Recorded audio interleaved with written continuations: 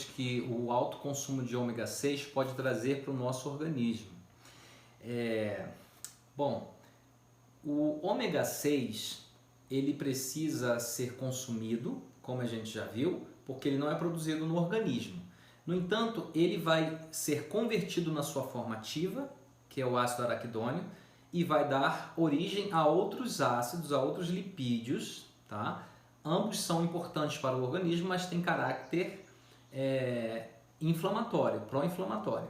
E o ômega 3 também vai ser convertido no organismo na sua forma ativa, que é o EPA e o DHA. Também tem suas funções importantes, como já visto, e tem caráter anti-inflamatório. Então nós temos duas vias metabólicas, onde esses lipídios vão sendo metabolizados através de reações químicas até se tornarem ativos e atuantes no organismo. No entanto, a reação química que vai ativar o ômega 6 em ácido araquidônio ou o ômega 3 em EPA, elas dependem da mesma enzima, ok? Então, e essa enzima tem uma afinidade maior com o ômega 3 em relação ao ômega 6.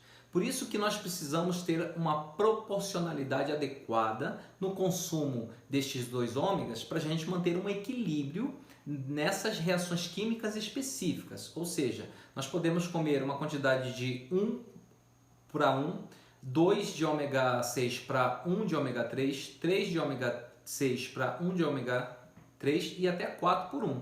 Mas hoje, com a nossa realidade ocidental, nós temos consumido, por exemplo, muitos biscoitos em pacotes, muitos macarrões prontos, instantâneos, uma quantidade absurda de gordura saturada, de carne, de óleo, tá? Mesmo o óleo sendo uma gordura insaturada, quando a gente submete esse óleo a altas temperaturas, vai assar alguma coisa, vai fritar alguma coisa, batata frita, carne frita também, tudo isso satura e aumenta a quantidade de ômega 6 na nossa alimentação, na nossa dieta.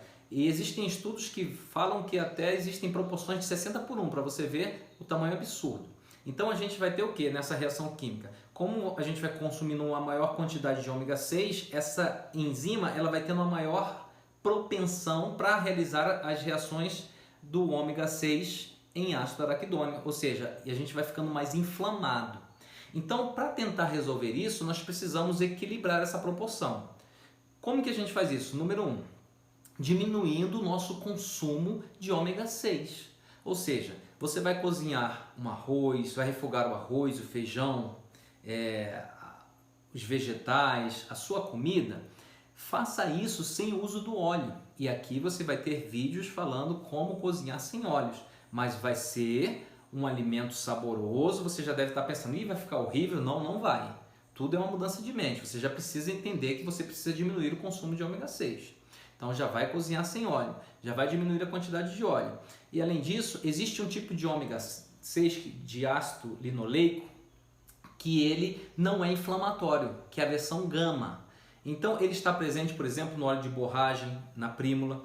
Então se você é uma pessoa que está extremamente inflamada, uma pessoa que está muito acima do peso e tem a necessidade de utilizar estes recursos fitoterápicos, você precisa procurar um profissional de saúde para ele te prescrever, por exemplo, o óleo de prímula e o óleo de borragem, obviamente a partir de uma avaliação clínica para entender o seu caso, para ele poder te ajudar a diminuir sua inflamação.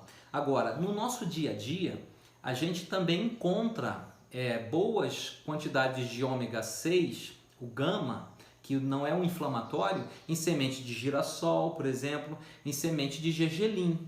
Então nós vamos fazer vários pratos aqui utilizando semente de girassol, semente de gergelim, para que você diminua o consumo do óleo refinado, óleo de soja, óleo de girassol, porque embora seja de girassol, é muito concentrado. Então a semente vai ter uma concentração menor. Você vai usar semente de girassol, semente de gergelim em algumas preparações, em algumas receitas. Isso vai te ajudar então a consumir uma gordura boa sem causar altos níveis de inflamação. Além disso, também é necessário reduzir o consumo de gordura saturada, gordura trans, hidrogenada, tá? Biscoitos recheados, biscoitos de pacotes, isso é muito importante.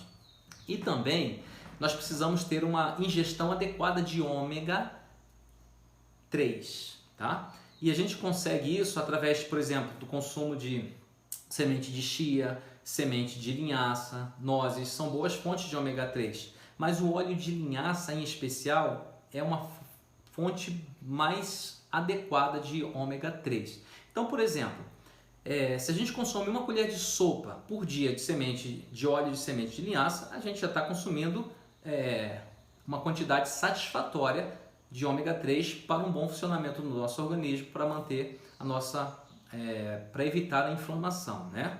E também se a gente tritura, por exemplo, a linhaça e consome 2 colheres de sopa por dia, isso já ajuda também a gente ter boas fontes de ômega 3. Lembrando que o ômega 3 ele é sensível ao calor, ele é sensível à luz, então você precisa comprar a linhaça inteira, por exemplo, numa casa de produto natural, e você triturar ela na hora ali, e você já consumir, evitando de torrar, evitando de assar e evitando de deixar exposta à luz. Você pode acondicionar num potinho que esteja ali envelopado por fora para não ter acesso à luz, guardar ali no refrigerador e consumir ao longo da semana. E quando a gente está consumindo quantidades adequadas de ômega 3, na sua forma ativa, por exemplo, o DHA, ele é muito importante para aumentar a eficiência das nossas mitocôndrias. Elas vão trabalhar melhor, isso vai garantir uma melhor termogênese, aumentando o nosso gasto energético, e a gente consome mais a gordura que a gente quebra. Vai melhorar a nossa capacidade de quebrar e de metabolizar essa gordura e transformá-la em energia. O ômega 3 também vai bloquear a ação de substâncias que as nossas bactérias ruins liberam no nosso intestino. Quando esse intestino ele está hiperpermeável, ou seja, as nossas células intestinais, os enterócitos, elas estão frouxas e não deveria passar substância ali, mas porque elas estão frouxas, a gente está com síndrome do intestino hiperpermeável, começa a passar essas substâncias ali, dessas bactérias, elas se conectam com o receptor Toll-like, tá? E Toll-like 4. Esse receptor ele vai aumentar a produção de uma substância chamada fator nuclear kappa beta, que vai funcionar como fator de transcrição. O que é isso? Ele vai chegar lá nos genes da nossa célula e vai estimular a produção de muitas substâncias inflamatórias. Tudo isso vai ser inibido quando a gente consome o ômega 3. Então isso é maravilhoso.